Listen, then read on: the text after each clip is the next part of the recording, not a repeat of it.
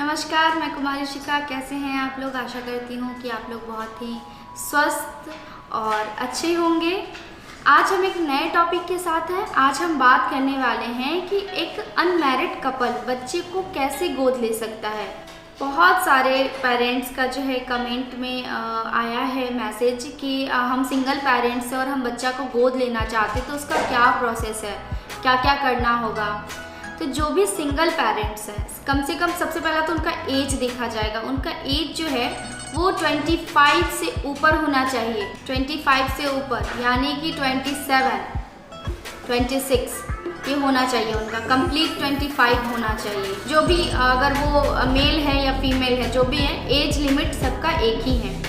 अब आते हैं बात कि क्या हम मेल हैं तो क्या फीमेल बच्चे को हम अडॉप्ट कर सकते हैं?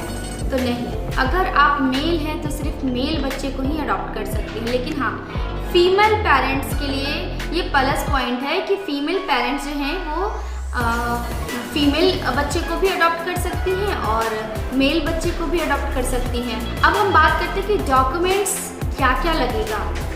ठीक है, अडॉप्शन के लिए तैयार हैं हम, सिंगल पेरेंट्स हैं, हमको इन फ्यूचर शादी नहीं करनी और हम चाहते हैं कि एक बच्चा गोद ले लें। तो अब डॉक्यूमेंट्स में क्या क्या लगेगा? डॉक्यूमेंट सब सेम लगेगा जो हमने पिछले वीडियो में बताया था कि पेरेंट रजिस्ट्रेशन के टाइम कौन कौन सा डॉक्यूमेंट्स लगता है, तो इसमें भी सेम ही लगेगा। बस मैरिज सर्टिफिकेट की जगह पे यहाँ पे नहीं लगेगा। यहाँ पे उनका जो है वो उनके फ्यूचर के लिए या उनका कोई LIC वगैरह है या उन्होंने कुछ बैंक बैलेंस कर रखा है उस बच्चे के फ्यूचर के लिए, तो वो सब डॉक्यूमेंट्स वो लगा सकते हैं। लेकिन जो आधार कार्ड है रेजिडेंशियल प्रूफ के लिए वो लगेगा। मेल और फीमेल दोनों को लगेगा। जो मेल पेरेंट्स है वो अगर बच्चा को अडॉप्ट करना चाहते हैं तो उनका भी सेम है और फीमेल का भी सेम है।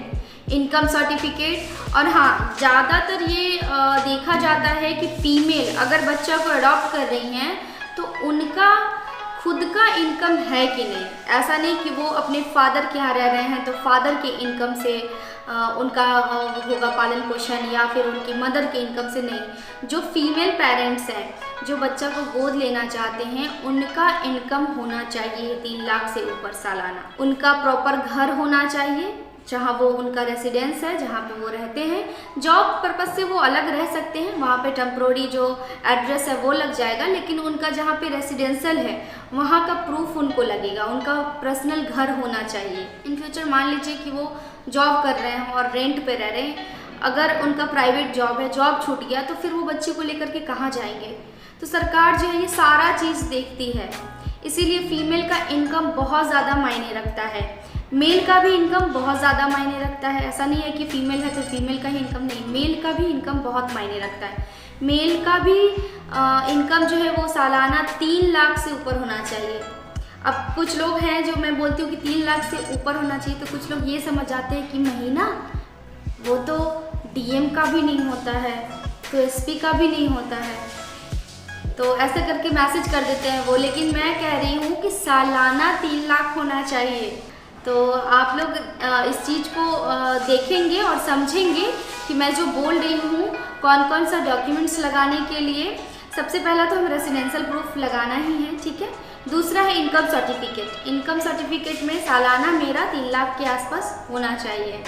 मैं पिछले वीडियो में भी आपको बताती हूँ कि इनकम जितना स्ट्रांग रहेगा हमारे एडॉप्शन के चांसेस उतना ज़्यादा रहेंगे। इनकम हमारा लो है, हमारा कम है, तो हमारा केस रिजेक्ट होने के चांसेस बहुत ज़्यादा होते हैं, क्योंकि सब कुछ इनकम पे ही डिपेंड करता है। कुछ लोग कमेंट में ये कहते हैं कि यार ये लोग पैसा देखते हैं, ये नहीं देखते कि माँ बाप बच्चे का केयर करेगा।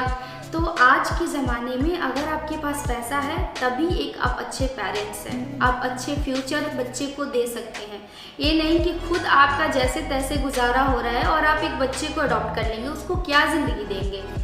इसीलिए सरकार का जो नियम है, कानून है, वो बच्चे को अच्छे फ्यूचर देने के लिए। एक तो ऑलरेडी बच्चा वैसे माहौल से बाहर निकल के आया है कि वो उस माहौल में था और लोगों ने उनके साथ ऐसा किया और इस माहौल में वो आया, और वापस से सरकार उसको उस माहौल में नहीं भेज सकती। इसीलिए वो चाहती है कि जो भी पेरेंट्स बच्चे को गोद ले उनका इनकम अच्छा हो ताकि वो बच्चे का पालन पोषण अच्छे से कर सके। तो ये कंप्लीट है इनकम का।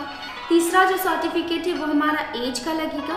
बर्थ सर्टिफिकेट में मैंने पहले भी बता दिया है आपका कि आपका जो मैट्रिक का सर्टिफिकेट होता है उसमें बर्थ जो है वो मेंशन रहता है, तो वो वैलिड है। या बर्थ सर्टिफिकेट अगर आपका बना हुआ है ब्लॉक से तो वो वैलिड है। या कहीं भी जहाँ पे लीगल डॉक्यूमेंट्स में जहाँ पे आपका बर्थ मेंशन है, बर्थ डेट, तो वहाँ पे भी आपका चलेगा। अगर आपके पास बर्थ सर्टिफिकेट नहीं है तो आप प्लीज़ बनवा लें बर्थ सर्टिफिकेट, या तो फिर मैट्रिक पढ़े लिखे नहीं है तो आप बर्थ सर्टिफिकेट बनवा लीजिए। अगर पढ़े लिखे हैं तो मैट्रिक का सर्टिफिकेट आपका चलेगा। चौथा जो हम बात करते हैं वो है फिटनेस का। हेल्थ फिटनेस सर्टिफिकेट होना चाहिए। आपको नॉर्मल सा जांच करवा करके डॉक्टर से प्रमाणित करना होगा कि आप मेंटली और फिजिकली फिट हैं बच्चा को गोद लेने के लिए। तो ये चौथा डॉक्यूमेंट जो है वो कंप्लीट है।